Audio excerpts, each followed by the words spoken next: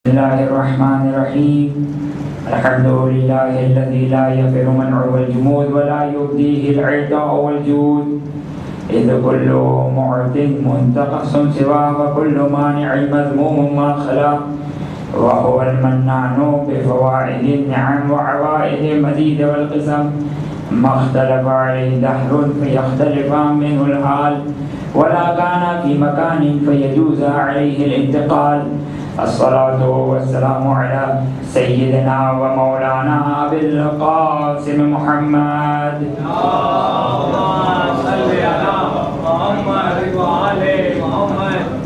وعلى أهل بيته الطيبين الطاهرين، لا سيما ومولى الكونين أبي الحسن والحسين أمير المؤمنين علي بن أبي طالب عليهما السلام. اللهم صل على محمد وآل محمد. روحي وأرواح العالمين لتراب مقدمهم فداه، واللعن الدائم على أعدائهم إلى قيام يوم الدين. رب اشرح لي صدري ويسر لي أمري واحلل عقدة من لساني يفقه قولي. بسم الله الرحمن الرحيم. اللهم كن لوليك الحجة ابن الحسن صلواتك عليه وعلى آبائه في هذه الساعة وفي كل ساعة وليا وحافظا وقائدا وناصرا ودليلا وعينا، حتى تسكنه أرضك طوعا وتمتعه فيها طويلا.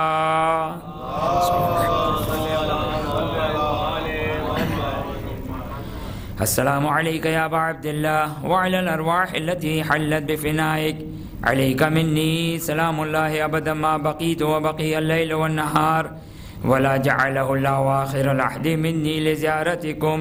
السلام على الحسين وعلى علي بن الحسين وعلى أولاد الحسين وعلى أصحاب الحسين. أما بعد، فقد قال الله سبحانه وتعالى في كتابه الكريم: أعوذ بالله من الشيطان الرجيم، بسم الله الرحمن الرحيم. يا أيها الرسول بلغ ما أنزل إليك من ربك وإن لم تفعل فما بلغت رسالته والله يعصمك من الناس إن الله لا يهدي القوم الكافرين. ایک درود پڑھتے محمد وعلى محمد پر.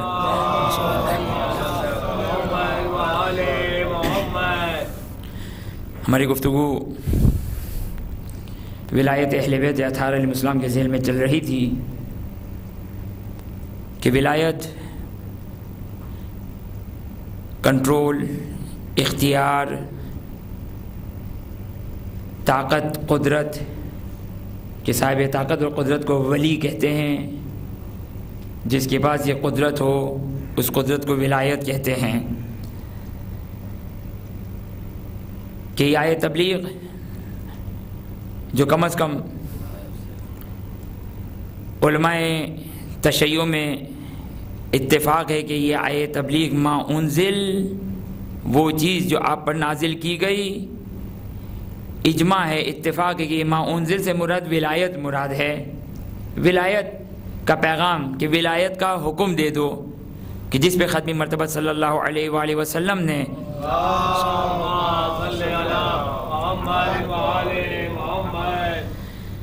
یہ اعلان کیا. ولایت کا جب اعلان کرنے کو کہا تو یہ اعلان کہ من کنت مولا فہذا علی مولا، جس کا میں مولا ہوں، جس پر میری ولایت ہے اس پر علی کی ولایت ہے، اس پر علی کی ولایت ہے. خوب رسول کی ولایت کس پر ہے؟ واقعاً اس زمانے کے مسلمانوں کو یہ بھی نہیں پتہ تھا کہ رسول کی ولایت کن پر ہے. مسئلہ ہے، اسی لیے قرآن نے کیا کہا کہ اگر اس پیغام کو اگر نہیں پہنچایا تو توحید کا پیغام بیکار، رسالت کا پیغام بھی، رسالت کا تعارف نہیں ہوا ابھی تک. وہ تو ایک عام انسان سمجھتے رہے اور ابھی بھی ان کے پیروکار سمجھتے رہتے ہیں. خوب، تو یہ کیا ہے؟ وہ اس کی ولایت کا احاطہ کیا ہے؟ یعنی واقعاً دو آیت آج آپ کی خدمت میں مجھے بیان کرنی ہے کہ جس میں ایک نبی ہے اور ایک وصی ہے. اس کی وہ جب صاحب ولایت ہے تو ختمی مرتبت کی ولایت کیا ہوگی؟ اور ختمی مرتبت نے فرمایا من کنت مولا فہذا علی مولا، اور جس پر میری ولایت ہے علی ابن ابی طالب سلام اللہ علیہ کی اس پر ولایت ہے. اب یہ ولایت کہ جو ولایت تشریعی کو بھی شامل ہے، ولایت تکوینی کو بھی شامل ہے۔ ولایت تشریعی کا مطلب کیا ہے؟ ولایت تشریعی کا مطلب یہ ہے کہ اگر کن کن کو آرڈر دے تو ان کو فالو کرنا ضروری ہے، اس کو کہتے ہیں ولایت تشریعی۔ خوب، اگر ہمیں آرڈر دے تو واجب ہے کہ ہم فالو کریں۔ جنوں کو اگر آرڈر دیں تو جنات کے لیے ضروری ہے کہ فالو کریں۔ ہاں، تعجب نہ کریں، اہل بیت اطہار علیہ السلام کی حکومت جنات پر بھی ہے، اہل بیت اطہار علیہ السلام کی حکومت جنات پر بھی ہے۔ جنات بھی یا مومن ہیں یا کافر ہیں۔ کہتے ہیں روایت ہے ظاہراً کہ ہمارے یہاں تو 3 ہوتے ہیں، مومن، منافق، کافر۔ جنات میں 2 ہیں، یا مومن ہے یا کافر۔ کیوں؟ اس لیے کہ جنہوں نے ولایت کو قبول کیا، جنہوں نے ولایت کو قبول نہیں کیا، اس سے زیادہ میں کچھ نہیں کہہ سکتا ہوں۔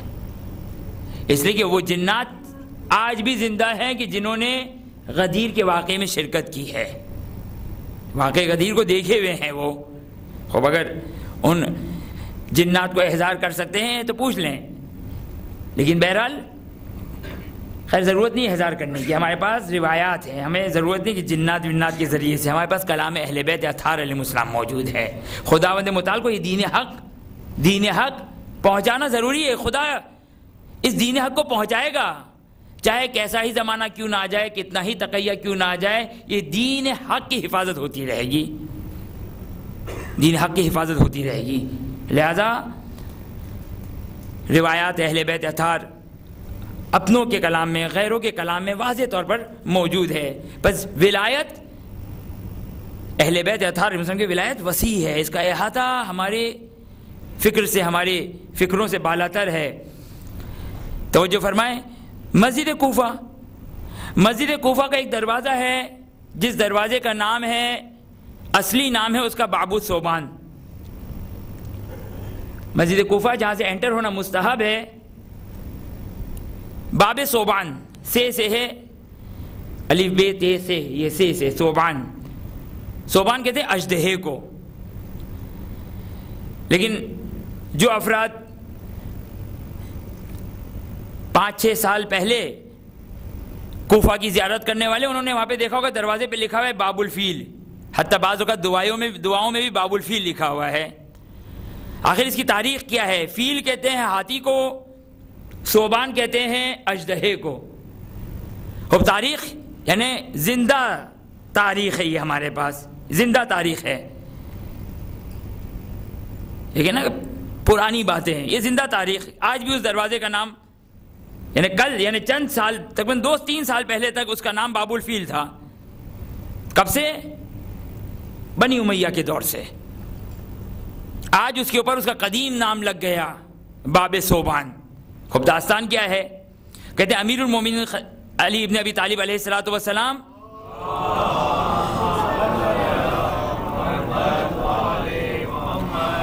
مسجد کوفہ میں خطبہ دے رہے ہیں، لیکن امیر المومنین کی ولایت، اور یہ یاد رہے، ولایت کا احاطہ اگر سمجھ میں آ گیا تو اہل بیت کی طاقت و قدرت سمجھ میں آ جائے گی۔ کل روایت جو آپ کی خدمت میں بیان کی کہ روایت کیا ہے؟ روایت کی یطیعنا کل شیء، ہر شے ہماری مطیع ہے، ہر شے، حتی السماوات والارض والحیوان والطیور والوحوش والجنت والنار والدواب والشجر والبحار، ہر چیز، کائنات کا ذرہ ذرہ ہمارا مطیع ہے۔ جب کائنات کا ذرہ ذرہ ہمارا مطیع ہے تو اب اس کو آپ چاہے ولایت تشریعی لے لیں، چاہے ولایت تکوینی لے لیں، یعنی ہم کسی کو آرڈر کریں تو چاہے ذی شعور ہو وہ بھی ہمارے پاس آ جائے گا، اور جس کو ہم آرڈر نہ کریں، یعنی چاہے وہ ذی شعور نہ ہو، چاہے وہ ذی شعور نہ ہو، پھر بھی اگر ہم ارادہ کریں تو وہ ضروری ہے کہ ہمیں فالو کرے، ہماری اطاعت کرے۔ 8ویں امام علی رضا علیہ السلام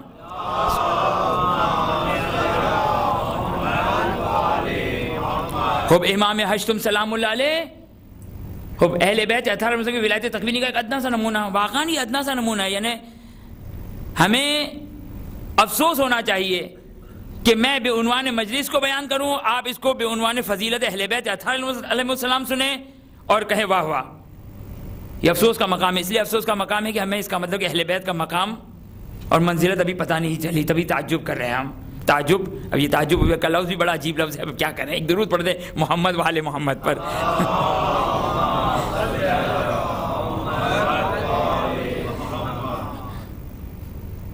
خوب، لہذا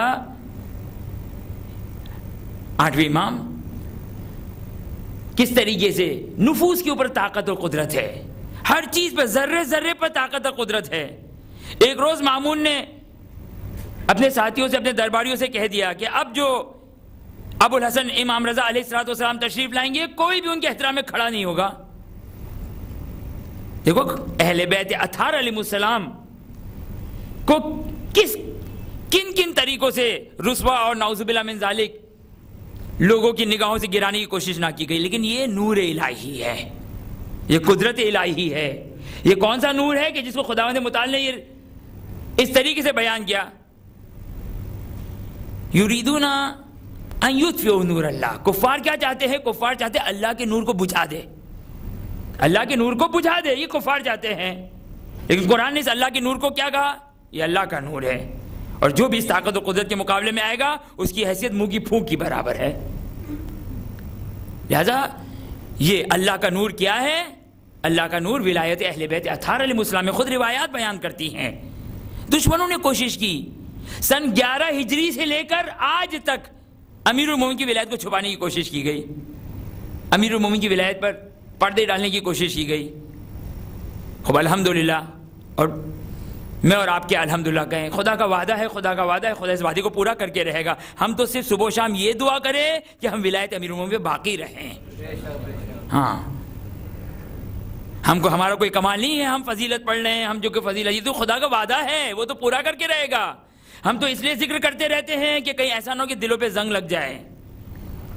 ہاں، زنگ لگنے کے بعد دیکھیے فطرتوں پہ زنگ لگتا ہے، فطرتوں پہ زنگ لگتا ہے، ورنہ خدا کی فطرت ہر انسان کے نفس پر موجود ہے. ہر انسان فطرت اللہ کے اوپر خلق ہوا ہے، لیکن کیا ہے، اس کے باوجود بہت سارے کائنات میں ایسے لوگ ہیں جو اللہ کو ایک نہیں مانتے، توحید نہیں مانتے، حتیٰ خود خدا کو نہیں مانتے ہیں، حتیٰ خود خدا کو نہیں مانتے. تو کیا فطرت نہیں ہے؟ فطرت ہے، لیکن زنگ لگ گیا. زنگ لگنے کے بعد انسان مشرک ہو جاتا ہے، ملحد ہو جاتا ہے، بے دین ہو جاتا ہے. لہذا یہ جو امیر المومنین کی ولایت ہے، اس پہ بھی خدا نہ خواستہ اس عقیدے پر بھی زنگ لگ سکتا ہے. اور یاد رہے، یہ زنگ فطرت ہے، یہ خداوند متعال نے جو ہمیں فطرت دی ہے، ہر کائنات، یہ جو جتنی بھی چیزیں، بہرحال فی الحال موضوع نہیں، فطرت میرا، بہرحال فطرت.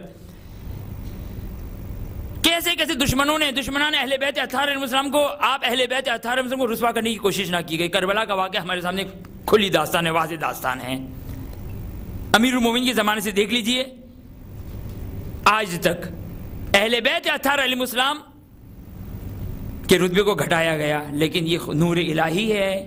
مامون نے حکم کر دیا کوئی بھی ابو الحسن سلام اللہ علیہ کے جو وہ احترام میں کھڑا نہیں ہوگا. صحیح روایت کا جملہ ہے، ایک مرتبہ میرے 8ویں امام دربار میں تشریف لاتے ہیں اور پورا دربار احترام سے کھڑے ہو جاتے ہیں. یہ ہے نفوس پر حکومت، ارادوں پر حکومت. دیکھیے آپ کا ارادہ، آپ صاحب اختیار ہیں، آپ صاحب اختیار ہیں. اگر آپ کے ہاتھ، آپ کے اعضاء و جوارح اگر کھلے ہوئے ہوں تو آپ جو جی چاہے آپ اس کام کو انجام دیں، چاہے کھڑے ہونا چاہے کھڑے ہوں، بیٹھنا چاہے بیٹھ جائیں، آزاد ہیں آپ. لیکن یہ ہے اہل بیت اطہار علیہ السلام کی حکومت، یہ اہل بیت اطہار علیہ السلام کی ولایت. کہ روایت کا جملہ کہ پورا دربار آپ کے احترام میں کھڑا ہو گیا. ایک مرتبہ امام چلے گئے، پھر احترام سے کھڑے ہو جاتے اور امام تشریف لے جاتے. ایک دفعہ مامون یہ کہتا ہے تم لوگ کیوں کھڑے ہوئے جبکہ میں نے تم لوگوں کو منع کیا تھا؟ کہا سرکار کیا کریں، ہم سے پہلے آپ کھڑے ہوئے تھے، ہم سے پہلے آپ کھڑے ہوئے تھے. جب ہم نے دیکھا کہ آپ کھڑے ہوئے تو ہم بیٹھے رہتے، تو پھر آپ کہتے کہ کیوں بیٹھے رہے. یہ ہے ولایت.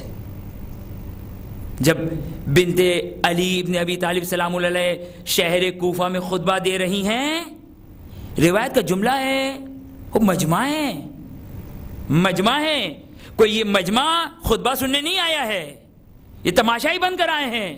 شور ہو رہا ہے، واویلا ہے، ہلچل ہے. کہتے بنت رسول نے خطبہ شروع کیا، حتیٰ انسان کی سانسیں محبوس ہو گئی. سانسیں، ان کی نفس کی، ان کی سانس کی نالی میں سانس محبوس ہو گئی، مقید ہو گئی، بند ہو گئی. حتیٰ جانوروں کے گلے میں جو گھنٹی تھی وہ رک گئی. یہ ہے اہل بیت کی ولایت، یہ اہل بیت کی ولایت. خوب ایک مرتبہ دربان امام رضا، دربان مامون علیہ قضا و قضا، ایک مرتبہ کہا کہ آج ہم 8ویں امام کے احترام میں کھڑے ہو کر پردہ نہیں ہٹائیں گے. دیکھیں یہ اہل بیت، یہ امیر المومنین کا فرزند. اور یاد رکھیے گا ولایت کے اعتبار سے یہ سب ایک ہی ولایت کے حامل ہے. کیا ہے ولایت؟ یہ ہے کنٹرول، یہ ہے اختیار. کہ ایک مرتبہ کہتے ہیں کہ ہم احترام میں نہ کھڑے ہوں گے نہ پردہ ہٹائیں گے 8ویں امام کے لیے. کہا صحیح، دونوں نے اتفاق کیا.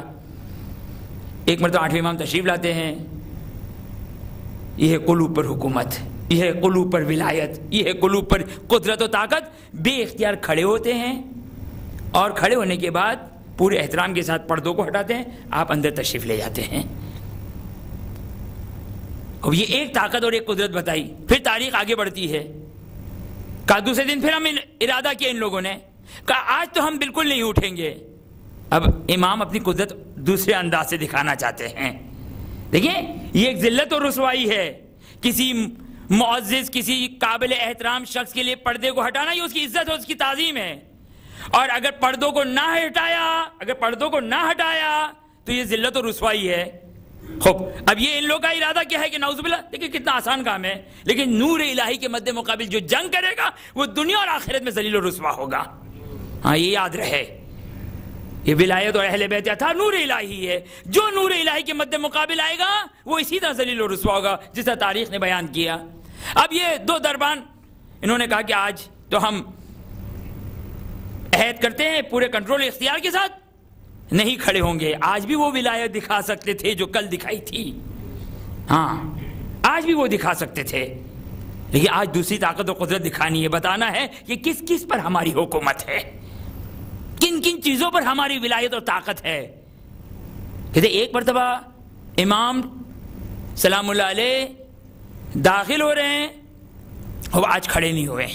اس لیے کہ آج امام نے، اس لیے کہ امام جب ولایت کو استعمال کرتا ہے تو ارادہ کرتا ہے. کل آپ کی خدمت میں جو میں نے روایت بیان کی، امام نے کیا کہا تھا؟ امیر المومنین نے انا امید و احیی باذن ربی، اللہ کی اجازت سے میں زندہ بھی کرتا ہوں اور مارنا بھی آتا ہے مجھے. ہاں اللہ کی اجازت سے زندہ بھی کر سکتا ہوں، مار بھی سکتا ہوں. وعالم بضمائر قلوبکم، تمہارے ضمیروں میں کیا ہے، تمہارے دلوں میں کیا بات چھپی ہوئی ہے، میں انا عالم. والائمۃ من بعدی، اور جو 12 امام ہیں یعنی 11 امام میری اولاد، یہ سب یہ سارا یعلمون و یفعلون ھذا اذا احبوا وارادوا، اگر وہ ارادہ کرے، اگر وہ دل چاہے تو ان تمام ولایتوں کو چلا سکتے ہیں، زندہ بھی کر سکتے ہیں، مار بھی سکتے ہیں. اب یہاں پر 8ویں امام نے آج ارادہ نہیں کیا کہ ان کو کھڑا کریں، تاکہ بتائے کہ ہماری حکومت صرف تمہارے دلوں پر نہیں ہے. کہ کوئی آ کر یہ نہ کہے یہ تو امام کا روب تھا، ان کے روب میں آ کر ہم بے اختیار کھڑے ہو گئے. ایک مرتبہ 8ویں امام پہنچے دربار پہ اور وہ انہوں نے آج ارادہ کیا، نہ انہوں نے ارادہ کیا، نہ انہوں نے ارادہ کیا کھڑے ہونے کا، نہ انہوں نے ارادہ کیا کھڑے کرنے کا. ہاں ایک مرتبہ جب پردے کے قریب پہنچے، اب یہاں پر قدرت اہل بیت اطہار باذن اللہ اپنی قدرت دکھانی ہے. اور روایت کا جملہ ہے اتنی تیز ہوا آئی کہ پردے اتنی بلندی پہ چلے گئے کہ آپ آرام سے دربار میں داخل ہو گئے، دربار میں داخل ہو گئے. اب شاید کوئی کہے بھائی تکا لگ گیا، ہوا کا رخ اس طرف ہوگا، ہوا اس طرف چل رہی ہوگی تو پردے اٹھ گئے. ایسے اٹھتے رہتے ہیں پردے. لیکن قدرت الہی، تاکہ کسی قسم کی کوئی شک و تردید، یہ یاد رہے گا مسئلہ امیر المومنین بہت وسوسے آئیں گے، بہت بہکاوے آئیں گے. اس لیے کہ یہ ولایت آخر زمانے میں میزان، ہر زمانے میں میزان ہے. آخر زمانے میں مومن کا امتحان اسی ولایت کے ذریعے سے ہے، اسی ولایت کے ذریعے سے مومن کا امتحان ہے. اسی لیے آخر زمانے میں کہا گیا انتظار کرو انتظار کرو انتظار کرو. وہ کس کا انتظار کرو؟ آنے والے ولی کا انتظار کرو. یہ سلسلہ منقطع نہ ہو، کیونکہ روایات ہے انشاءاللہ اگر موقع ملا تو کل کی آخری مجلس کی طرف اشارہ کروں گا. روایات ہے ہمارے پاس روایات ہے کہ آخر زمانے میں خداوند متعال امتحان لے گا. کن کا امتحان لے گا؟ کافروں کا، مشرکوں کا، مسلمانوں کا نہیں. اہل بیت 18 کی روایت ہے کہ خداوند متعال جاتے اہل بیت کے شیعوں کا امتحان لے، اور جو صرف اور صرف مخلص جب باقی رہ جائیں گے تو اس کو خدا امام کا ظہور کرے گا. اللہ اکبر. صبح و شام دعا کریں، صبح و شام دعا کریں. امتحان لے گا. روایت کا جملہ، خدا شیعوں کا امتحان لے گا. وَيَقْتُلُ الْمُرْتَابِ، جو مشکوک جو شک کرنے والے لوگ ہوں گے بے دین ہو جائیں گے. وہ لوگ بے دین ہو جائیں گے. صبح و شام دعا کریں. زرارہ کو امام نے کہا کہ دعائے غریب کو پڑھو، دعائے معرفت کو پڑھو. یہ پڑھنے کو کیوں کہا؟ آپ کہیں کہ الحمدللہ ہمارا تو ایمان سالم ہے، ہمیں تو کوئی مشکل نظر نہیں آ رہی ہے.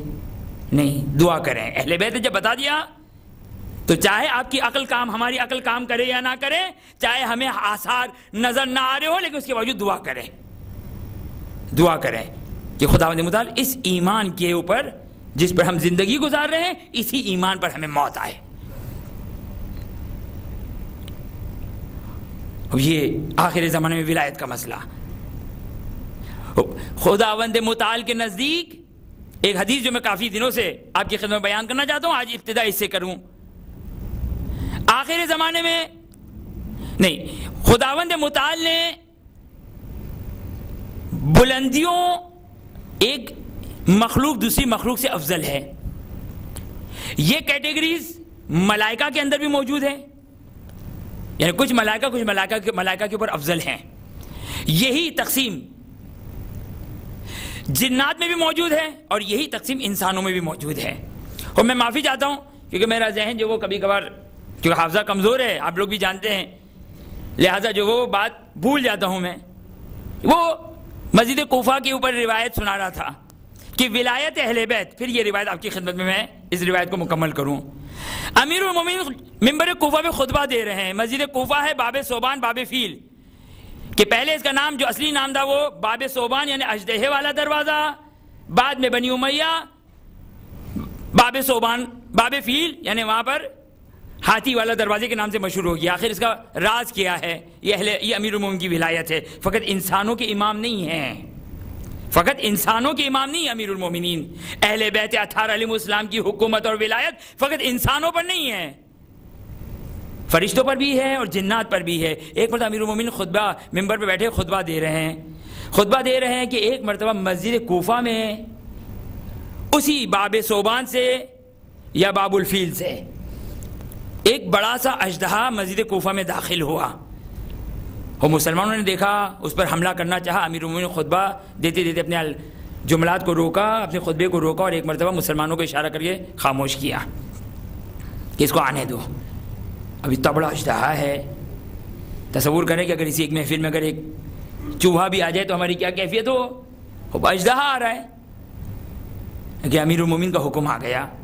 خب وہ اژدہا آ رہا ہے، ایک مرتبہ اشارہ کیا، بیٹھ گیا. عربی میں اژدہے کو کہتے صوبان. امیر المومنین خطبہ دے رہے ہیں. خطبہ دینے کے بعد ایک مرتبہ امیر المومنین کا جب خطبہ ختم ہوا، امام اس کی طرف مخاطب ہوئے، وہ بے اذن اللہ گویا ہوا. ایک مرتبہ یہ آنے والا اژدہا کہتا ہے کہ میں قوم جنات سے میرا تعلق ہے، قوم جنات سے میرا تعلق ہے. میرا باپ جن تھا اور میرا باپ آپ کی طرف سے بھیجا ہوا ہمارے علاقے میں نمائندہ تھا. جنات اہل بیت سے متصل ہے نمائندوں کے ذریعے سے. اب ائمہ کے دور میں بھی اسی طریقے سے ائمہ کے مختلف نمائندے تھے، مختلف امام کے اصحاب تھے جو مختلف مقامات پہ تھے، کیونکہ امام کوئی معجزہ نہیں دکھانا چاہتے تھے. امام اس زمانے میں کوئی واٹس ایپ یا موبائل کوئی عام چیز نہیں تھی. امام اس عام زندگی کے مطابق زندگی گزارتے ہیں. امام خارق العادہ زندگی نہیں گزارتے، عام زندگی گزارتے ہیں. خب جنات کا میرا باپ آپ کی طرف سے نمائندہ تھا، آپ کا بھیجا ہوا نمائندہ آپ کی طرف سے ولایت تھی اس کے پاس. آقا اب اس کا انتقال ہو گیا، اب جنات کی قوم نے مجھے بھیجا ہے اس سوال کے لیے کہ اب میرے باپ کے مرنے کے بعد آپ کا کون نمائندہ ہے, آپ کا وکیل کون ہے جن کو ہم فالو کریں. ایک مرتبہ امام نے اسی کے فرزند کو نیابت دی اور کہا کہ اب تم میرے وکیل اور میرے نائب ہو. اب تمام مسلمانوں کی زبان پر باب صوبان باب صوبان باب صوبان, بھئی وہ والا دروازے پہ میں انتظار کروں گا کون سا باب صوبان والا. اب تمام مسلمانوں میں امیر المومنین کی فضیلت پھیل رہی ہے. خود دشمنان آل محمد علیہ السلام کس طریقے سے, میں نے کہا نا, اپنی تمام طاقت کو لگا دیا. واقعا میں یہ کہتا ہوں تاریخ کا مطالعہ کرے, خود تاریخ کا مطالعہ عدل واضح ترین دلیل ہے مذہب تشیع کی حقانیت کے لیے. چھپانے کے لیے کیا کیا نہ کیا گیا. خوب اب باب صوبان کے نام سے یہ دروازہ مشہور ہو رہا ہے. جب باب صوبان کے نام سے مشہور ہو رہا ہے تو امیر المومنین کی فضیلت مسلمانوں کے درمیان مشہور ہو رہی ہے. ایک مرتبہ وہی دشمن اہل بیت,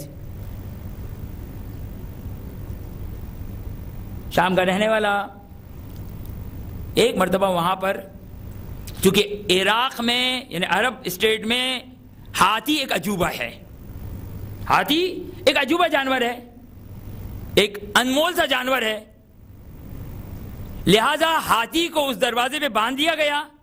اتنی طویل مدت وہ ہاتھی باندھا رہا کہ آج تک سے مراد یہ تقریباً 1.5 سے 2 سال پہلے تک, 2 سے 3 سال تقریباً پہلے تک اس دروازے کا نام باب فیل رہا, باب فیل رہا. حتیٰ دعاؤں میں بھی, اب ظاہر مفاتیح الجنان یہ اس قسم کی جب کتابیں, اس قسم کی کتابوں میں اب چونکہ اس پہ باہر لکھا ہے باب الفیل میں سے, باب الفیل سے انٹر ہونا مستحب ہے, مستحب ہے باب الفیل میں کھڑے رہ کر یہ دعا پڑھنا. دیکھیں ان تبلیغات کا یہ اثر ہوا کہ دعاؤں میں بھی باب الفیل رائج ہو گیا, باب الفیل رائج ہو گیا. لیکن یہ قدرت الہی ہے, یہ طاقت الہی کا ایک ادنا سا بہت ہی مختصر سا نمونہ ہے. اس کے باوجود کی ساری قوتیں اور طاقتیں لگ گئی امیر المومنین کی ایک فضیلت کو چھپانے کے لیے. لیکن آج الحمدللہ اسی دروازے پر وہی نصب ہے باب صوبان, اژدہے والا دروازہ, کہ کل تک وہی باب الفیل کے نام سے مشہور تھا, آج باب صوبان. یہ امیر المومنین کی ولایت. جنات کے اوپر حکومت ہے, ذرے ذرے پر حکومت ہے. خوب انسان اور فرشتوں اور جنات, یہ فقط فی الحال ہم ان 3 کیٹیگریز کی بات کرتے ہیں, باقی تمام موجودات کو فی الحال مورد گفتگو اور بحث نہیں قرار دیتے ہیں. خوب جنات, انسان اور فرشتے, ایک فرشتہ دوسرے فرشتے کے اوپر فضیلت اختیار کرتا ہے, ایک انسان دوسرے انسان کے اوپر فضیلت اختیار کرتا ہے, ایک جن دوسرے جن کے اوپر فضیلت اختیار کرتا ہے. یہ کرائٹیریا کیا ہے؟ خدا کے ساتھ تو کسی کی رشتہ داری نہیں ہے کہ ہم کوئی سورس لگا لیں. ہاں ہے سورس, ایسی سورسیں ہیں خدا کے, ایسے صفت جو خدا نے اپوائنٹ کیے ہوئے ہیں. اس راستے سے آؤ تو یہ سفارش میں قبول کروں گا. اور اس راستے کو صرف ہمارے آپ کے لیے نہیں, انبیاء کے لیے بھی یہ راستہ رکھا. انبیاء کے لیے بھی اسی راستے کو مقرر کیا کہ اگر میری بارگاہ تک, اگر میرا تقرب چاہتے ہو تو محمد آل محمد علیہ الصلوۃ والسلام کے ذریعے سے آؤ. ایک درود پڑھ دیں محمد والوں.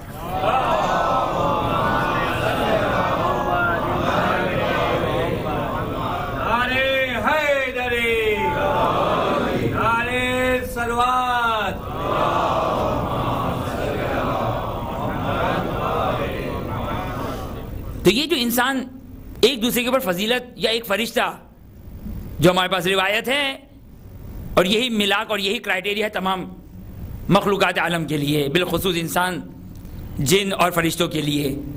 جبرائیل میکائیل سے افضل ہے. بھائی ابھی ہمارے ذہنوں میں جو افضل ترین ملک اور فرشتہ ہے وہ کون ہے؟ جبرائیل. جبرائیل علیہ السلام امین خدا, یہ سب سے افضل ترین ملک اور فرشتہ ہے. اس کے بعد مشہور و معروف میکائیل, اور اس کے بعد جو بھی گریڈنگ ہیں وہ اپنے مقام پر. تو بھائی جبرائیل کیوں, جبرائیل کیوں, اس کے بعد میکائیل کیوں, اس کے بعد دوسرے انبیاء, دوسرے فرشتے کیوں, کیا کس وجہ سے یہ گریڈنگ ہوئی؟ کیا خداوند متعال نے جس کو دے دیا عہدہ, تکلیف نہ کریں, خداوند متعال جس کو عہدہ دے دیا وہ افضل ہو گیا؟ تو یہ تو کوئی دلیل ہی نہیں ہوئی, یہ تو انصاف ہی نہ ہوا, یہ تو انصاف نہ ہوا کہ فرشتے نے جبرائیل کو افضل کر دیا تو جبرائیل افضل ہو گیا. آخر وجہ کیا ہے, کس طریقے سے؟ خوب فلسفہ سنیے، دلیل سنیے. ایک شخص، ایک صحابی چھٹے امام امام جعفر صادق علیہ السلام کی خدمت میں آتا ہے.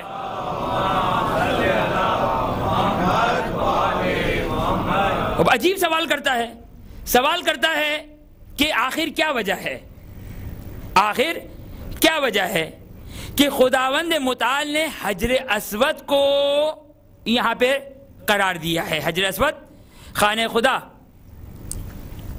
جو کعبہ ہے اس کی ایک کارنر پر، ایک گوشے پر حجر اسود نصب ہے. حجر اسود نصب ہے وہاں پر. آج آپ انٹرنیٹ پہ بھی سرچ کر کے اس کی تصویریں دیکھ سکتے ہیں. راوی سوال کر رہا ہے کہ آخر کیا وجہ ہے کہ حجر اسود کو یہاں پہ قرار دیا گیا، کسی اور جگہ نہیں، کوئی اور مقام نہیں، حجر اسود کو یہاں کیوں قرار دیا؟ پہلا سوال. دوسرا سوال، آخر کیا فلسفہ ہے کہ ہم حجر اسود کو بوسہ دیتے ہیں اور حجر اسود کو ہاتھ لگاتے ہیں؟ یہ امام سے دوسرا سوال کر رہا ہے راوی. تیسرا سوال کرتا ہے کہ آخر کیا وجہ ہے کہ خداوند متعال نے حجر اسود کو جنت سے نکالا؟ بھائی حضرت آدم کا جو ظاہری واقعہ جو ہے وہ یہ ہے کہ حضرت آدم کو اس خطا کی بنا پر جنت سے نکالا گیا. اب ظاہری جو ہمارے سامنے جو ہم ظاہر آیات قرآنی ہیں، اب توجہ کریں، ایک درود پڑھتے محمد والے محمد پر.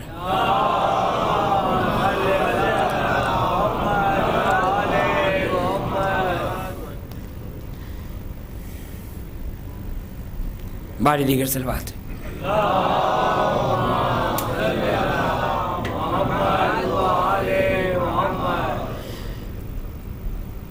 چھٹے امام کا صحابی 4 سوال کر رہا ہے.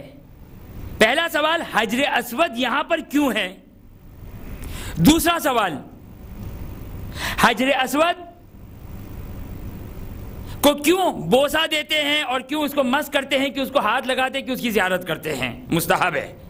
مستحب ہے کہ حجر اسود کو انسان ہاتھ لگائے، بوسہ دے، التماس یعنی مس کریں، یہ مستحب ہے. کیا مقصد ہے، کیا فلسفہ ہے، اس کو آپ کی خدمت میں روایت کی روشنی میں بیان کروں گا کہ کیا فلسفہ ہے اس کا.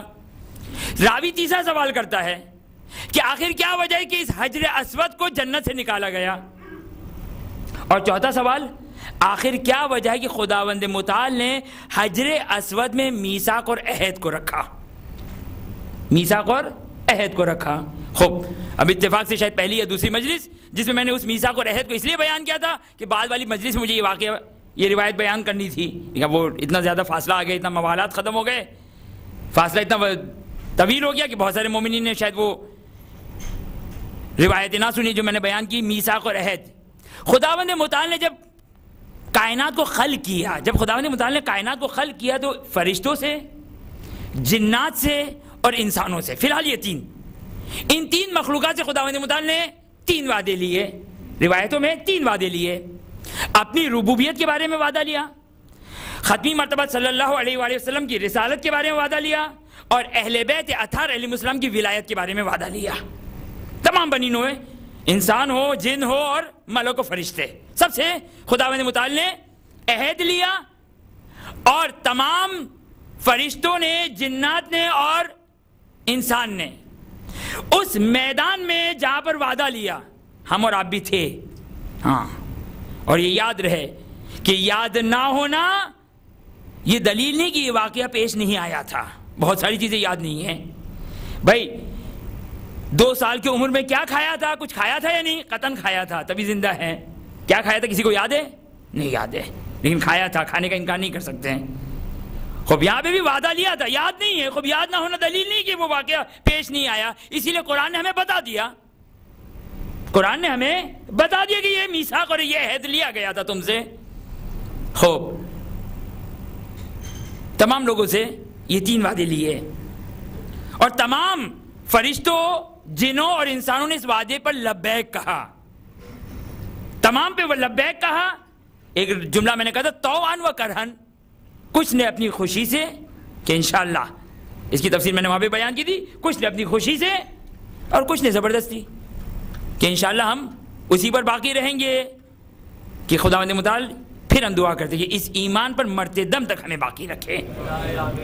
کم ہے جتنی دفعہ دعا کرے کم ہے. صبح شام دعا کرے, اٹھتے بیٹھتے دعا کرے. یہ دو لائنیں, یا اللہ یا رحمان یا رحیم یا مقلب القلوب ثبت قلبی علی دینک. انسان اٹھتے بیٹھتے یہ دعا پڑھتے رہا کرتے ہر نماز کے بعد. چند سیکنڈوں کی دعا ہے. خوب, یہ 3 وعدے لیے. تمام فرشتے سب نے لبیک کہا, کچھ نے اپنی اختیار سے اور کچھ نے زبردستی.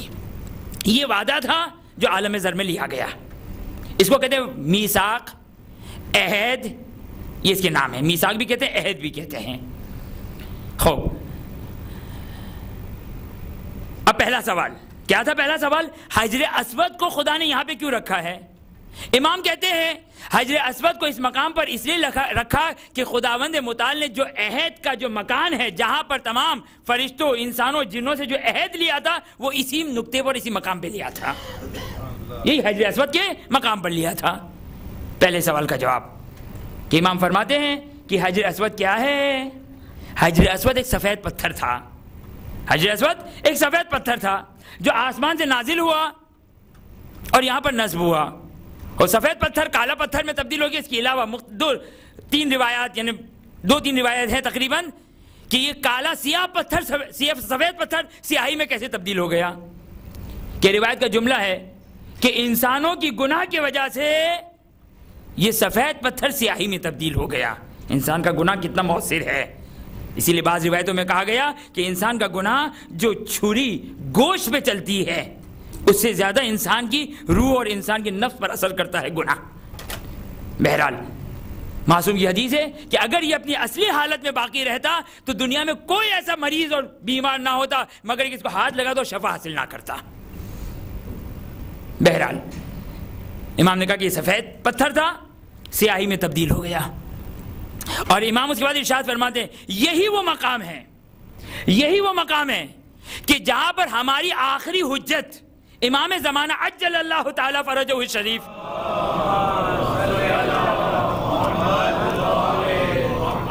تشریف لائیں گے اور ایک پرندہ آسمان سے آئے گا اور سب سے پہلے وہ پرندہ بیعت کرنے والا ہوگا کہ امام فرماتے واللہ وہ جبرائیل ہوں گے. حضرت جبرائیل آ کر امام زمان علیہ السلام کا اسی مقام پر آ کر بیعت کریں گے. سب سے پہلی ذات حضرت جبرائیل کی ذات. یہی وہ تجدید عہد ہے, یہ وہ تجدید عہد ہے.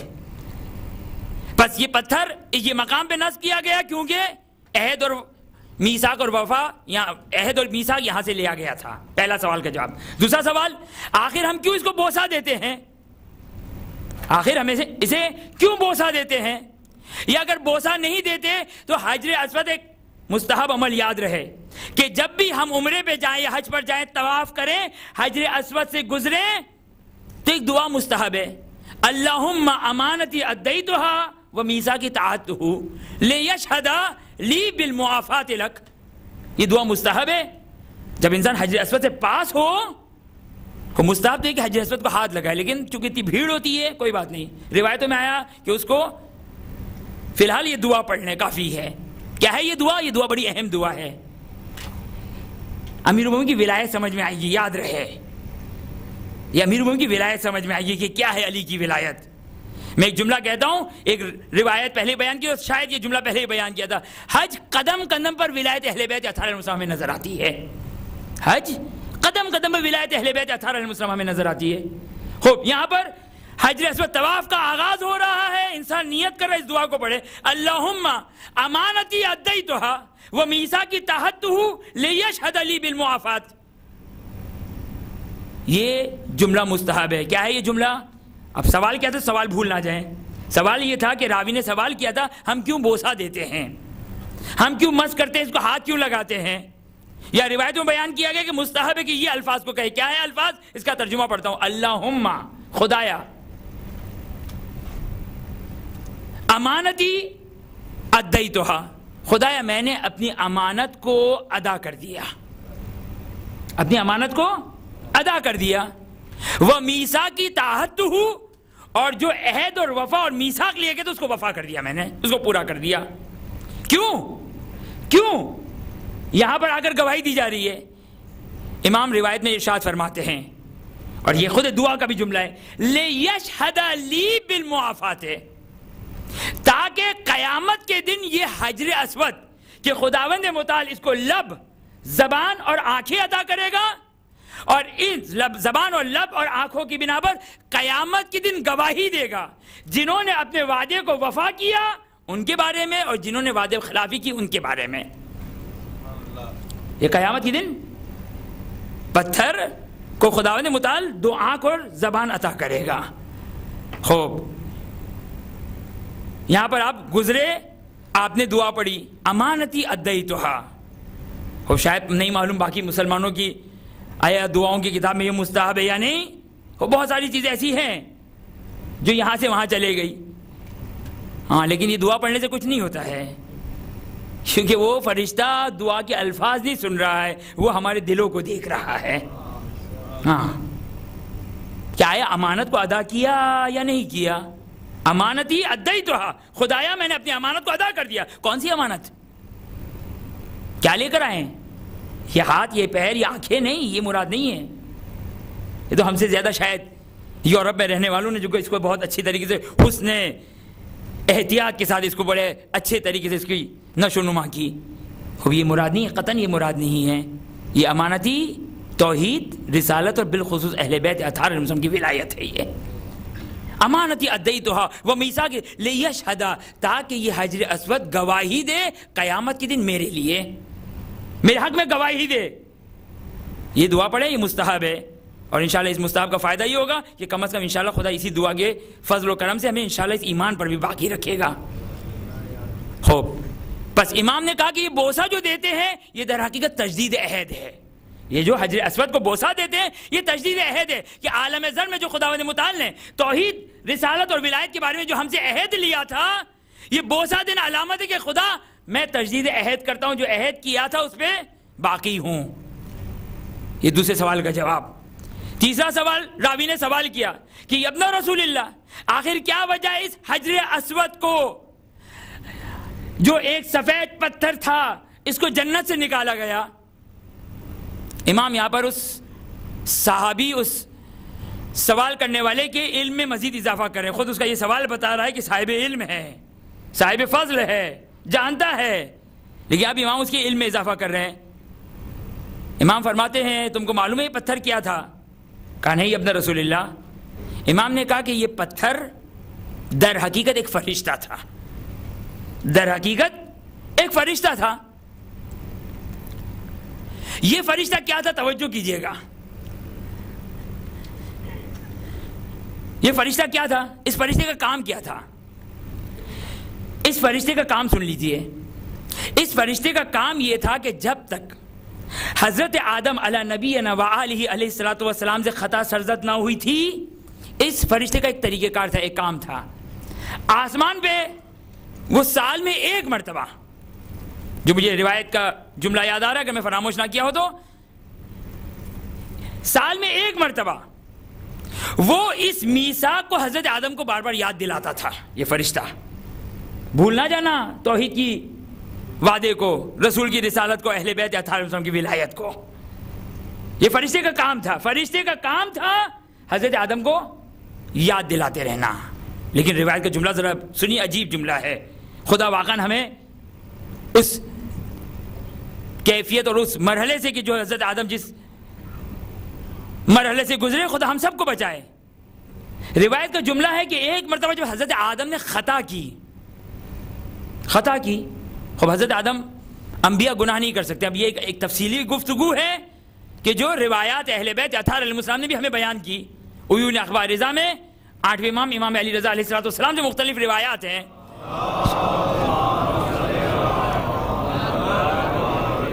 کہ نبی گناہ نہیں کرتا ہے، نبی معصیت نہیں کرتا ہے۔ وہاں پر ایک ایک روایت کو، ایک ایک آیت کو امام نے مامون کے سوال میں امام نے تمام آیات کو، چونکہ یہ باطن ہے، یہ ہم اور آپ نہیں نکال سکتے ہیں، یہ بطن قرآن ہے، یہ بطن قرآن ہے، یہ اہل بیت۔ ہم دیکھیں ظاہر میں تو عصا آدم نے معصیت کی، وہی معصیت جو ہم سمجھتے ہیں، ہم نعوذ باللہ من ذالک۔ خدا ایسے نمائندوں کو بھیجے کہ جس کی ابتدا معصیت سے ہو۔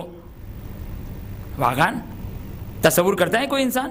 خوب خطا کی حضرت آدم نے، خوب حضرت آدم نے خطا کی، توجہ کیجئے گا، حضرت آدم نے خطا کی، جیسے ہی خطا کی خداوند متعال نے اس عہد و پیمان و میثاق کو حضرت آدم سے فراموش کروا دیا۔ اللہ اکبر، فراموش کر گئے حضرت آدم۔ توحید، رسالت اور ولایت کا جو عہد کر کے آئے تھے فراموش ہو گیا وہ۔ حضرت آدم آسمان سے زمین پر آئے۔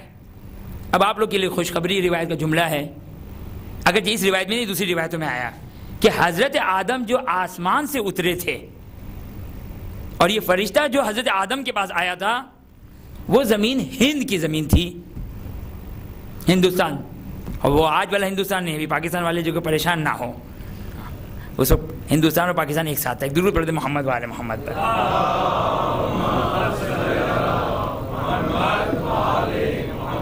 اب حضرت آدم، توجہ کیجئے گا، حضرت آدم اس روئے زمین پر تک و تنہا، خوب وحشت طاری ہے، کوئی ہمراہ نہیں ہے، کوئی دلاسا دینے والا، سکون دینے والا نہیں ہے۔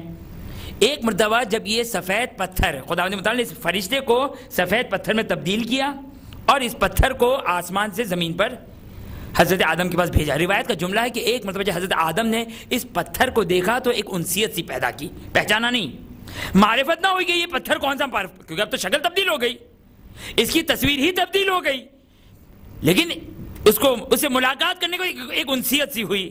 ایک مرتبہ یہ پتھر گویا ہوا کہ اے آدم مجھے پہچانا؟ کہا کہ نہیں۔ اب اس پتھر نے بے اذن اللہ ایک مرتبہ اسی صورت میں تبدیل ہوا جس صورت میں وہ فرشتہ تھا اور جس میں وہ عہد و میثاق لیا کرتا تھا حضرت آدم سے۔ جیسے ہی اس صورت میں تبدیل ہوا حضرت آدم کو وہ عہد یاد آ گیا، حضرت آدم کو وہ عہد یاد آ گیا۔ ایک مرتبہ توبہ کی، استغفار کیا، اور پھر اس کے احترام میں ہمیشہ اپنے کاندھے پر اس پتھر، اس حجر اسود کو رکھتے تھے جب تک خانہ خدا کی تعمیر نہ ہوئی۔ بس جنت سے کیوں نکالا گیا اس پتھر کو؟ کیونکہ اس کا کام، اچھا مزے کی بات، روایت کو ذرا توجہ کیجئے گا کہ آسمان پر اس کا کام یہ تھا کہ سال میں ایک مرتبہ یاد دلاتا تھا۔ اب مسئلہ اتنا امپورٹنٹ کہ حضرت آدم فراموش کر گئے۔ روایت کا جملہ ہے کہ زمین پر جب حضرت آدم پر یہ پتھر آیا تو اب ہر روز اس پتھر کا کام یہ تھا کہ حضرت آدم کو عہد یاد دلایا جا رہا ہے، فراموش نہ ہو جائے۔ یعنی اتنا اہم مسئلہ، یعنی حضرت حجر اسود فضائل پڑھ رہے ہیں اور حضرت آدم لبیک کہہ رہے ہیں۔ ہر روز توحید یاد دلائی جا رہی ہے، رسالت یاد دلائی جا رہی ہے، اور اہل بیت کی ولایت کو یاد دلایا جا رہا ہے۔ یہ تیسرے سوال کا بھی جواب آ گیا۔ چوتھا سوال، خداوند متعال نے اس فرشتے کو کیوں انتخاب کیا؟ یا کوئی آسمان سے اترا ہے؟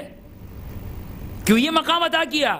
کون سا؟ کہ خداوند متعال نے تمام ملک و انس و جن تمام لوگوں سے، تمام انسانوں سے، تمام جنات سے، فرشتوں سے خداوند متعال نے یہ عہد لیا اور یہ عظیم ذمہ داری اس فرشتے میں قرار دی کہ قیامت تک آنے والوں کو وہ اپنے قریب عہد کو دیکھے کہ کس نے وفا کیا، کس نے وفا نہ کیا، اور قیامت کے دن جا کے وہ گواہی دینے والا ہے۔ خداوند متعال نے یہ مقام کیوں عطا کیا؟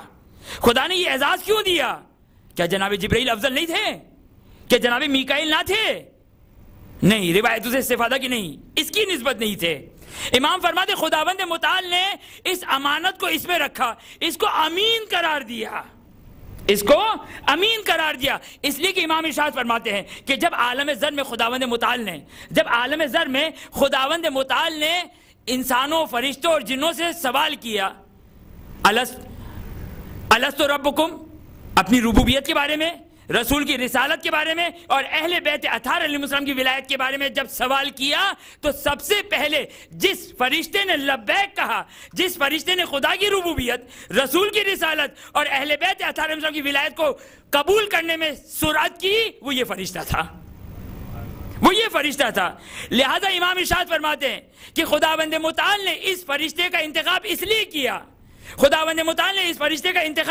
کیا، اس میں میثاق اور عہد کو اس لیے رکھا کیونکہ اس روایت کے وسط میں امام ایک جملہ کہتے ہیں کہ واللہ، خدا کی قسم، امام اپنے صحابی سے مخاطب ہو کر کہہ رہے ہیں خدا کی قسم یہ جو میثاق اور عہد خداوند متعال نے اس میں رکھا ہے، اور جو مسلمان قیامت کے دن تک، قیامت تک جو مسلمان اس حجر اسود پر آتا ہے اور کہتا ہے کہ امانتی ادیتھا و میثاقی طاعتہ لیشہد لی بالمعافات، کہ میں نے اپنی امانت کو ادا کر دیا، اپنے وعدے کو وفا کر دیا، یہ حجر اسود کیلکولیٹ کر رہا ہے، حجر اسود دیکھ رہا ہے۔ روایت کا جملہ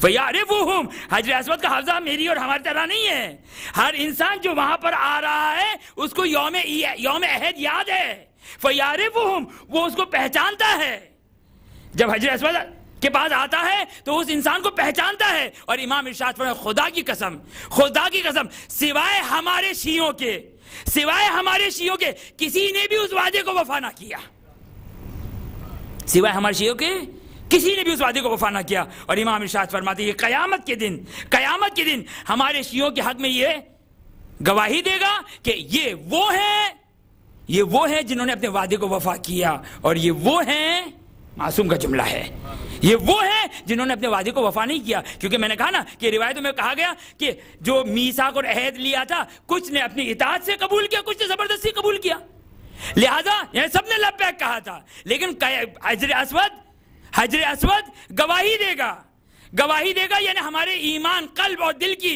اوپر نگاہیں رکھتے وہ گواہی دے گا کہ جو امام فرماتے جو ہمارے شیعہ ہیں ان کے حق میں، ان کی فیور میں گواہی دے گا اور ان کے حق میں تکذیب کرے گا، جھٹلائے گا کہ انہوں نے اپنے وعدے کو، کیونکہ وہ جب عالم زر میں منافقت کرنے والے،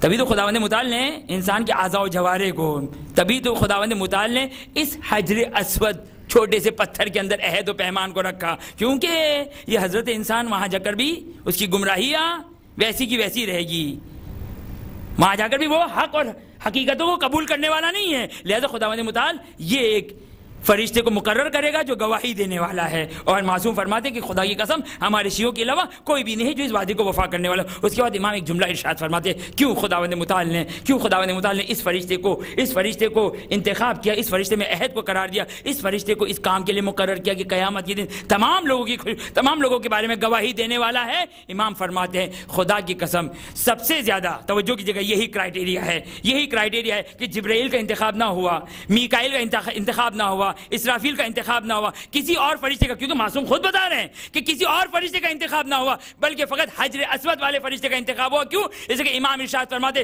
سب سے پہلے جب ہماری ولایت کا سوال کیا گیا، ہماری ولایت کے بارے میں گواہی کو طلب کیا گیا، تو جبرائیل سے پہلے، میکائیل سے پہلے، اسرافیل سے پہلے، تمام ملک و فرشتے سے پہلے حجر اسود والا ملک و فرشتہ تھا جس نے لبیک کہا۔ سب سے پہلے جس فرشتے نے لبیک کہا اور ہماری ولایت کو قبول کیا وہ حجر اسود والا فرشتہ تھا۔ اور امام ارشاد فرماتے ہیں سب سے زیادہ یہ ہے کرائٹیریا کہ ایک انسان دوسرے انسان کے اوپر فضیلت رکھتا ہے۔ دیکھ لیں ہمیں محبت اہل بیت کتنی ہے، خود معصوم کا فرمان ہے، معصوم کا بحار الانوار جلد نمبر 90 ایک چھاپ کے مطابق اور ایک پرنٹ کے مطابق جو جلد نمبر 96 مختلف جلدوں میں، چونکہ جلد ایک ہی ہے لیکن وہ ترتیب مختلف ہوتی ہے بعض اوقات مختلف پرنٹس کے اعتبار سے۔ اب امام ارشاد فرماتے ہیں خدا کی قسم سب سے زیادہ، دیکھیں چونکہ اب یہ واضح ہو گیا کہ خداوند متعال نے اس کو ایک خصوصی مقام اور ایک عزت و احترام دیا، اس کو ایک کریڈٹ دیا، وجہ بیان کی۔ اس کے بعد امام ارشاد فرماتے یہ ہے ہم اپنے آپ کو چیک کریں، نہیں امام کرائٹیریا بتا رہے ہیں، ہم اپنے آپ کو چیک کریں کہ ہم کتنے پانی میں ہیں۔ امام ارشاد فرماتے کہ تمام فرشتوں میں، جس میں جبرائیل بھی ہے، میکائیل بھی ہیں، باقی فرشتے بھی ہیں، امام فرماتے تمام فرشتوں میں سب سے زیادہ جو محمد و آل محمد سے محبت کرنے والا ہے وہ یہی فرشتہ ہے۔ ایک درود پڑھ دیں محمد و آل محمد۔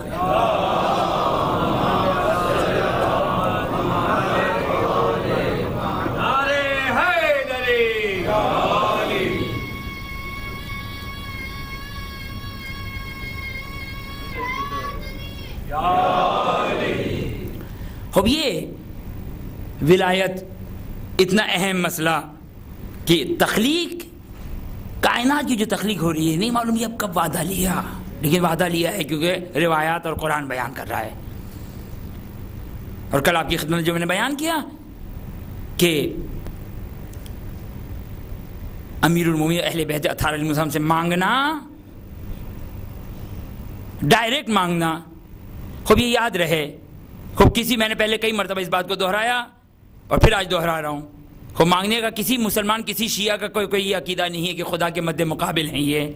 ہاں توجہ رہے، یہ جو راہب والا واقعہ پڑھتے ہیں نا، راہب والا واقعہ کہ تاریخ میں گزرا ہے، لیکن بہرحال میں نے اس واقعے کو نہیں پڑھا، لیکن بعض اوقات سننے سے ایسا محسوس ہوتا ہے کہ خدا کے یہاں اولاد دینے کا سسٹم ختم ہو گیا اور امام حسین نے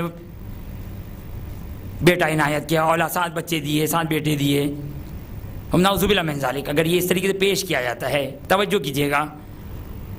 اور دعا کی راہب نے، دعا پوری نہ ہوئی، امام حسین نے 7 فرزند عطا کیے. خداوند متعال کے مختلف دروازے ہیں سمجھانے کے لیے، مختلف دروازے ہیں، جیسا کہ قیامت کے بھی میدان میں بیان کیے گا کہ مختلف ائمہ کے نام کے دروازے ہوں گے. خدا کا ایک ایسا دروازہ ہے جو دروازہ کبھی بند نہیں ہوتا ہے، اس کا نام ہے باب الحسین. وہ ہے باب الحسین. سارے واسطے لگا لیے، ساری سفارشیں لگا لی، ہاں یقین بخدی مرتبت کا مرتبہ اپنے مقام پر کوئی شک نہیں ہے، لیکن روایتوں نے کیا کہا؟ روایتوں نے چھٹے امام نے کیا کہا کہ قبہ حسینی کے نیچے جو قبہ حسینی کے نیچے دعا کرے گا اس کی دعا خدا قبول کرے گا. یہ امام حسین کو خصوصی عطا ہے. اس عطا کا مطلب یہ نہیں ہے کہ رسول خدا صلی اللہ علیہ وسلم سے افضل ہو گئے، نہیں، خدا انہوں نے عطا کیا ہے، یہ مقام عطا کیا ہے، یہ منزلت عطا کی ہے سید الشہداء کی اس قربانی کی بنا پر. کوئی تعجب نہ کرے، کوئی شک نہ کرے، کوئی یہ شیطانی وسوسوں کو نہ لے کر آ جائے یہ غلو ہے اور رسول کو بڑھا دینا ہے. جی نہیں، یہ ان کی قربانی کی بنا پر خدا عطا کر رہا ہے، خدا عطا کر رہا ہے. توجہ کیجیے گا.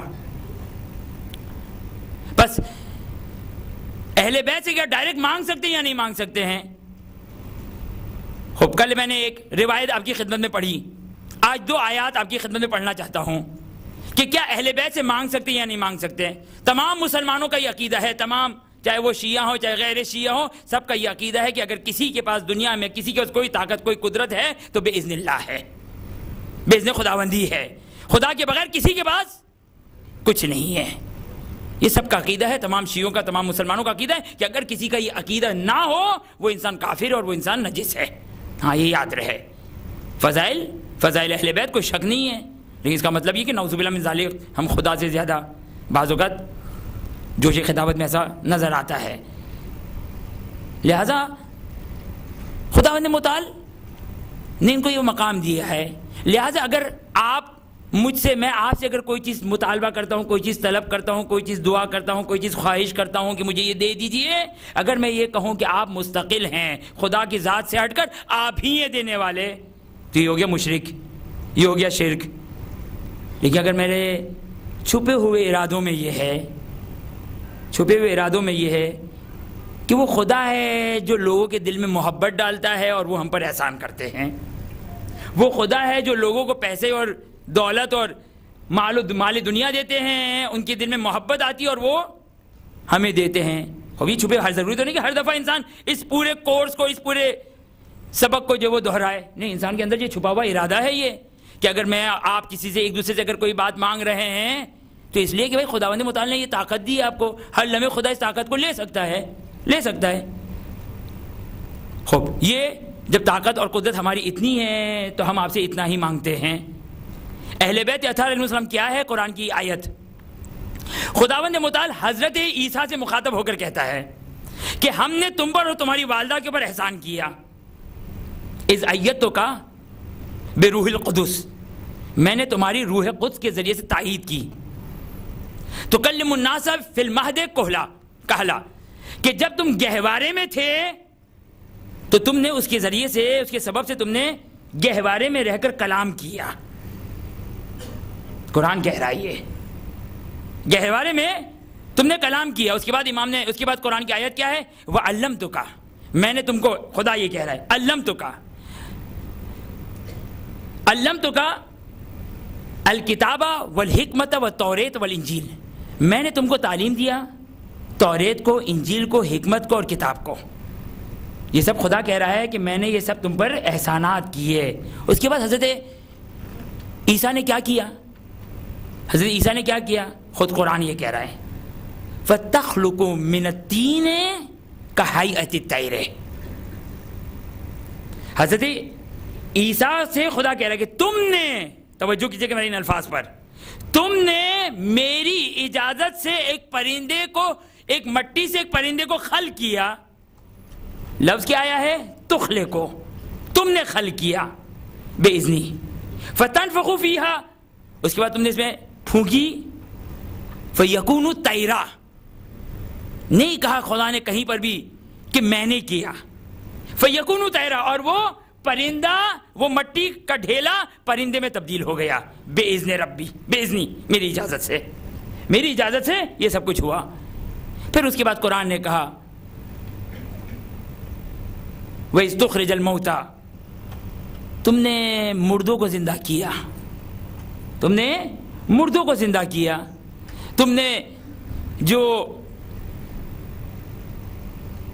بچپنے کے نابینا تھے تم نے ان کو بینائی عطا کی، اور سارے فضائل بیان کیے. خوب توجہ کیجیے گا. اب یہاں پر بعض متعصب جن کی فطرتوں پر زنگ لگا ہوا ہے، ابھی قرآن کی صحیح آیت توجہ کیجیے گا. قرآن کیا کہہ رہا ہے؟ قرآن کہہ رہا ہے کہ تم نے خلق کیا، تم نے مردے کو زندہ کیا، تم نے مردے کو زندہ کیا. خدا نے کہیں یہ نہیں کہا کہ جب لوگوں نے تم سے طلب کیا، جب لوگوں نے تم سے کہا تو تم نے ہم سے توسل کیا، ہم سے دعا کی، ہمیں اب تک شفیع بنا کر ہمیں کہا کہ اس بندے کی دعا پوری. نہیں، قرآن نے کیا کہا؟ یہ آتے تھے لوگ، اپنے میتوں کو لے کر آتے تھے، اپنے بیماروں کو لے کر آتے تھے، حضرت عیسیٰ سے کہتے تھے آپ شفا دیں، آپ زندہ کر دیں. قرآن نے کیا کہا؟ قرآن نے یہ نہیں کہا کہ یہ میں کرتا ہوں اے عیسیٰ تم نہیں کرتے.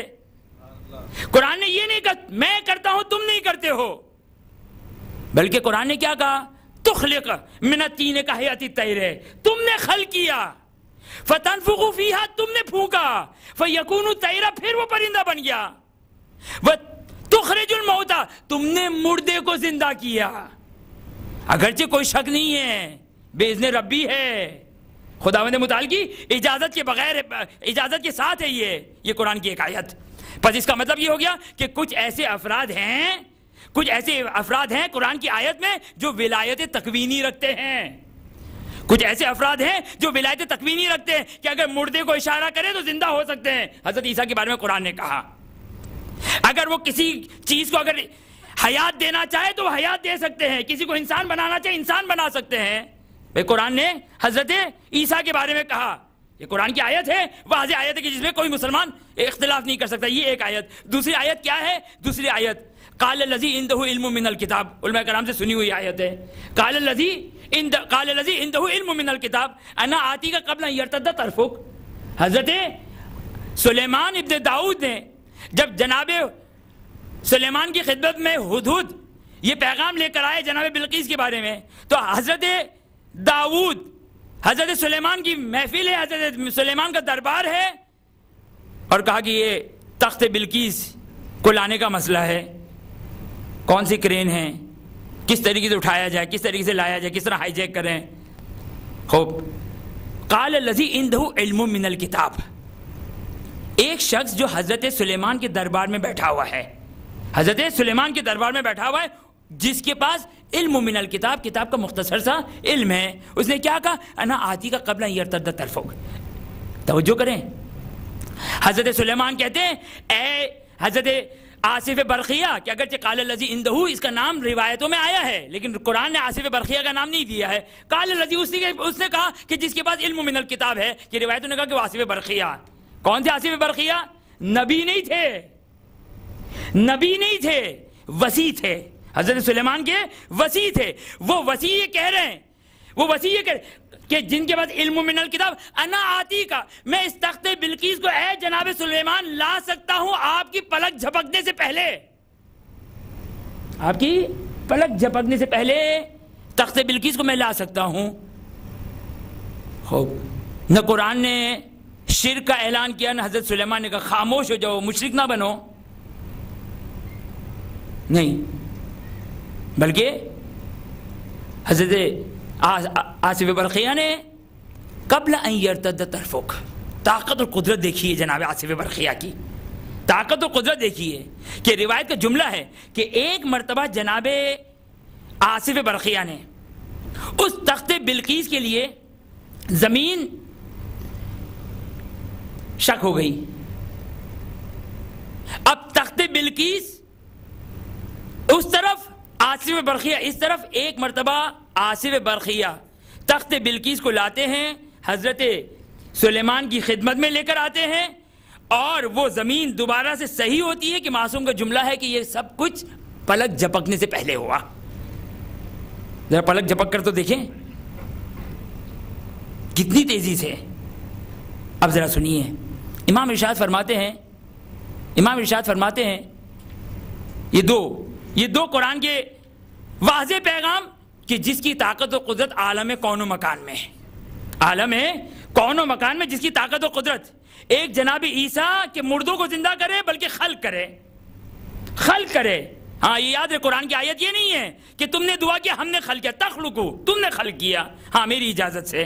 اور دوسری یہ آیت کہ جس میں یہ ولایت بیان کی گئی کہ حضرت جناب آصف دربار میں بیٹھے بیٹھے پلک جھپکتے نہ جانے کتنے ہزار کلومیٹر وہ تخت بلقیس لے کر آ گئے. اب یہ دو ولایت تکوینی، کائنات کا ذرہ ذرہ اہل بیت کی ولایت میں ہے، اہل بیت کے اختیار میں ہے، اہل بیت کے کنٹرول میں ہے، اس سے قطع نظر. اب یہاں پر یہ دو ولایت جو قرآن نے بیان کی، اس کا مطلب کیا پتہ چل گیا؟ اس کا مطلب پتہ یہ چل گیا کہ کچھ ایسے نبی ہیں جو دنیا پر اس طریقے کی حکومت رکھتے ہیں، کچھ ایسے وسیع ہیں جن کی یہ طاقت ہے کہ پلک جھپکنے میں وہ تخت لے کر آ سکتے ہیں. امام ارشاد فرماتے ہیں خداوند متعال کے 73 حرف اعظم ہیں، حروف اعظم ہیں، اس میں اعظم ہے 73. آصف برقیہ کے پاس ان 73 اسم اعظم میں سے فقط ایک اسم اعظم تھا،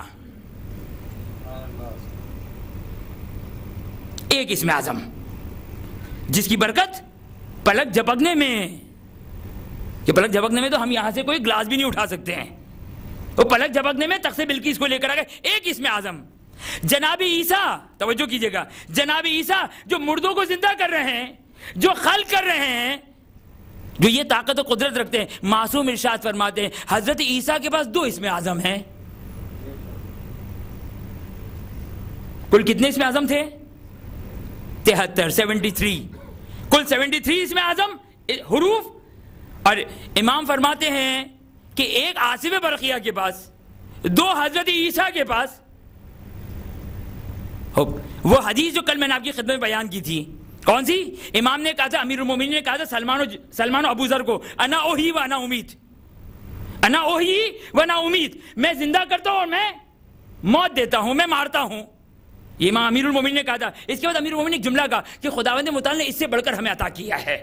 ایک دفعہ جناب سلمان فارسی اور جناب ابو ذر نے کہا اس سے بڑھ کر اور کیا عطا کیا ہے مولا، جو اجل ہے، اکبر ہے، اعظم ہے، اعلیٰ ہے، وہ کون سی چیز ہے؟ ایک مرتبہ امام ارشاد فرماتے آتانا علمنا للاسم اعظم، خداوند متعال نے ایک ایسا اسم اعظم دیا ہے جس کی طاقت آپ سنیں گے. میرا مولا یہ کہتا ہے کہ نعرجو بہ الی السماء نہبطو الی الارض نغربو ونشرقو، کہ یہ اسم اعظم وہ ہے کہ جس کے سبب سے ہم آسمانوں پر جاتے ہیں.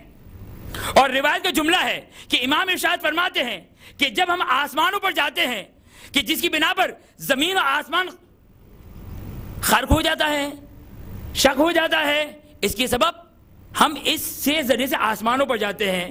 اور کہاں تک پہنچتے ہیں؟ امام فرماتے کہ عرش تک ہم پہنچتے ہیں. وَنَجْلِسُ بَيْنَ يَدَيِ اللَّهِ، اور خدا کی بارگاہ میں جا کر ہم بیٹھے ہیں، جہاں پر ختمی مرتبت معراج پر بیٹھے. لہذا ضرورت نہیں کہ ہم معراج کی حدیث کو لے کر آئیں کہ آج تک مجھے کوئی نہیں ملی کہ جہاں پر ختمی مرتبت گئے وہاں پہ امیر المومنین پہلے سے پہنچے ہوئے تھے. نہیں، وہ صورت وہ فرشتہ تھا کہ جس کی تفصیل آپ سن چکے ہیں. لیکن امیر المومنین فرماتے ہیں یہ ہمارے پاس ایسا اسم اعظم ہے کہ جس کے ذریعے سے ہم پلک جھپکنے میں 7 آسمانوں کے مرحلے کو، 7 آسمانوں کے سفر کو طے کرتے ہیں. اور عرش تک پہنچتے ہیں وہ نجلس بین ید اللہ، خدا کی جگہ میں، خدا کے محضر میں جا کے بیٹھ جاتے ہیں کہ امام ارشاد فرماتے ہیں کہ یہ اسم اعظم جو آصف برقیہ کے پاس ایک ہے، حضرت عیسیٰ کے پاس 2 ہے، میکسیمم اگر کسی نبی کے پاس ہیں تو 20 سے 25 بیان کیے گئے روایت میں، 20 سے 25، 73 میں سے 20 سے 25 اسم اعظم وہ ہے جو کل تمام فرشتوں کے پاس، تمام انبیاء کے پاس ملا کر ہے۔ اور امام ارشاد فرماتے ہیں کہ خداوند متعال نے اس 73 میں سے 72 اسم اعظم کا علم ہمیں عطا کیا ہے، 72 اسم اعظم کا علم عطا ہمیں کیا ہے۔ اب اگر کائنات کا ذرہ اگر مطیع اہل بیت نہ ہو تو کیا ہو؟ ذرہ 72 آصف پر ایک، صرف ایک، وہاں پہ کوئی تعجب نہیں کرتا ہے، نہ مسلمان نہ شیعہ، کوئی جو نعرہ حیدری نہیں لگاتا ہے، اسی کے تعجب نہیں ہے۔ اب یہ اس لیے کہ وہاں پہ بہرحال انسان پر حیران نہیں ہوتا ہے، تعجب نہیں کرتا ہے، لیکن جب امیر المومنین کی فضائل آتے ہیں تو انسان فوراً خوشی سے نعرہ حیدری لگاتا ہے، خوب اچھی علامت ہے یہ۔ لیکن کہیں ایسا تو نہیں ہے کہ ہمیں ایمان نہیں تھا، اس کو سننے کے بعد ایک تازگی آ گئی، اسی لیے میرا مجمع نعرہ حیدری لگاتا ہی نہیں ہے، خوش خاموشی سے سن رہا ہے کیونکہ ان کا ایمان قوی ہے، کیونکہ ایمان قوی ہے۔ ایک درود پڑھ دیں محمد وآل محمد پہ۔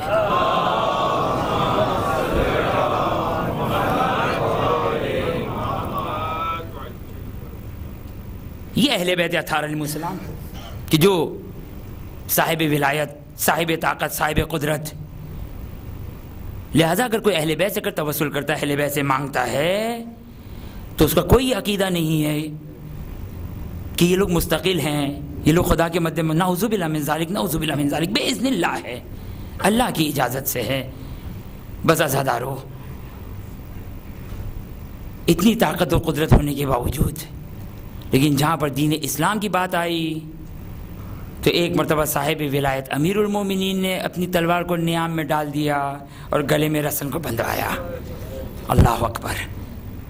اور ایک ہمیں سید سجاد، علی کا بیٹا، علی کا فرزند علی، ہائے کربلا سے کوفہ، کوفے سے شام، اللہ اکبر، ہاتھوں میں ہتھکڑیاں ہیں، پیروں میں بیڑیاں ہیں اور گلے میں خاردار توق ہے۔ یہ صاحب ولایت ہے، صاحب طاقت و قدرت ہے، لیکن آج دین کی حفاظت کی خاطر اہل بیت اطہار علیہ السلام نے قربانیاں دی، عجیب ہے، اللہ اکبر۔ اس قربانی پر ہم کہتے ہیں کہ ہم نے بہت رو لیا، ہم نے بہت ماتم کر لیا۔ آؤ ذرا دیکھیں سید سجاد کی عزاداری دیکھیں، سید سجاد کی ماتم داری دیکھیں۔ ہاں آج بھی مدینے میں ایک مقام ہے جو اگرچہ مخفی ہے اور نامعلوم ہے، اس مکان کا نام ہے بیت حزن سید سجاد۔ ایک تو بیت حزن بنت رسول کا تھا، بنت رسول کا بیت الحزن تھا جہاں پہ وہ بابا کی عزاداری کیا کرتی تھی، بابا کی ماتمداری کیا کرتی تھی، اور ایک مدینے میں ہی سید سجاد کا بیت الحزن۔ یہ بیت الحزن کیا ہے؟ یہ بیت الحزن وہ ہے کہ سید سجاد وہاں پہ جاتے ہیں اور اپنے بابا کو یاد کرتے ہیں، اپنے چچا کو یاد کرتے ہیں، کربلا والوں کا ماتم کرتے ہیں۔ ہائے میرا سید سجاد، عجیب گریا ہے، عجیب ماتم ہے۔ کھانا لایا گیا، سید سجاد رو رہے ہیں، پانی لایا گیا، آپ کی آنکھوں سے آنسو جاری ہو گئے، اللہ اکبر۔ ہائے سید سجاد، ساری زندگی اسی طرح ماتم کر رہے ہیں، اسی طرح گریا کر رہے ہیں۔ ایک مرتبہ ایک مومن نے، ایک چاہنے والے نے سوال کیا، یا ابن رسول اللہ، آپ کا یہ گریا کب تک چلتا رہے گا؟ آپ کا یہ رونا کب تک چلتا رہے گا؟ کب تک آپ روتے رہیں گے؟ ایک مرتبہ میرا مولا یہ کہتا ہے، وائے ہو تجھ پر، تو نے انصاف نہ کیا۔ خدا نے یعقوب کو ایک بیٹا یوسف کی شکل میں عطا کیا، جبکہ یعقوب جانتے تھے یوسف زندہ ہے، لیکن یعقوب نے اتنا گریا کیا، اتنا روئے، آنکھیں سفید ہو گئی، کمر خمیدہ ہو گئی۔ ہائے میرے 18 یوسف کربلا کی زمین پہ، میرا بابا، میرا بھائی، میرا چچا کربلا کے میدان میں 3 دن کا بھوکا پیاسا ذبح کر دیا گیا، تم مجھے کہتے ہو ماتم حسین۔